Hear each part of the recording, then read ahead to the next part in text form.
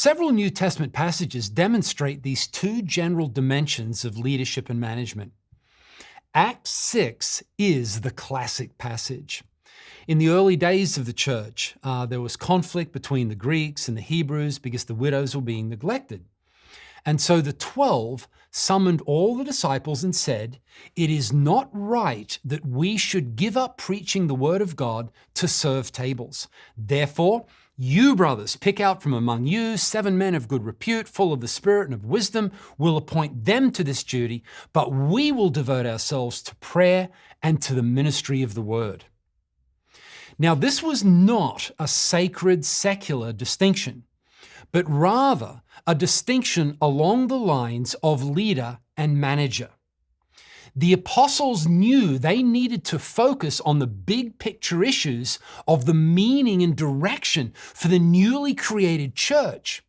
And so they appointed these spiritual managers here to take care of the daily administrative tasks. It's possible that the later deacons in local churches were patterned after these chosen men of Acts 6. Perhaps they were responsible for caring for the church's daily practical needs, while primary responsibility for the spiritual life of the church probably lay with the elders. In Philippians 1, there is this idea of two broad kinds of leadership roles in the church.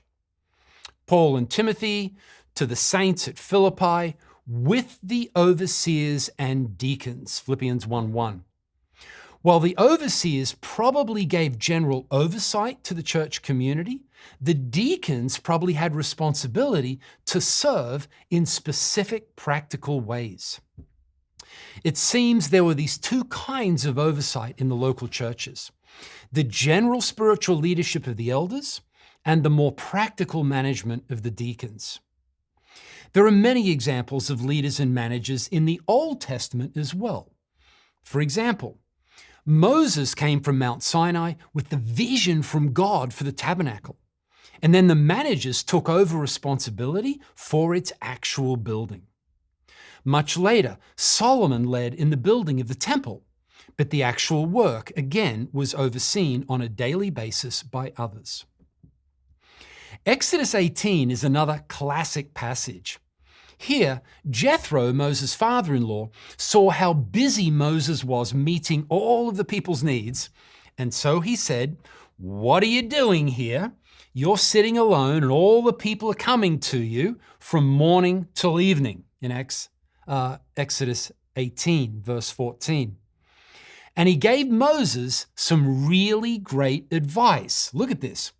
"You shall represent the people before God, bring their cases before God, and you'll warn them about the statutes and the law. You'll teach them how they should live and what they must do. But look for able men from all the people, men who fear God, who are trustworthy, hate a bribe, and place these men over the people, chiefs of thousands, of hundreds, of fifties, of tens. Let them judge the people at all time. Every great matter they'll bring to you, but any small matter, let them decide it for themselves. That'll be easier for you. They will bear the burden with you. If you do this, God will direct you. You will be able to endure, and all this people also will go to their place in peace." Wow, beautiful. Basically, Jethro helped Moses institute an effective management system to take care of the daily needs while he remained focused on the big picture. Acts 6 and Exodus 18 are the classic biblical passages on leaders and managers. And as we saw, it seems that there were both leaders and managers functioning well together in the early churches. And this is how your organization will be effective, by having leaders and managers work together well.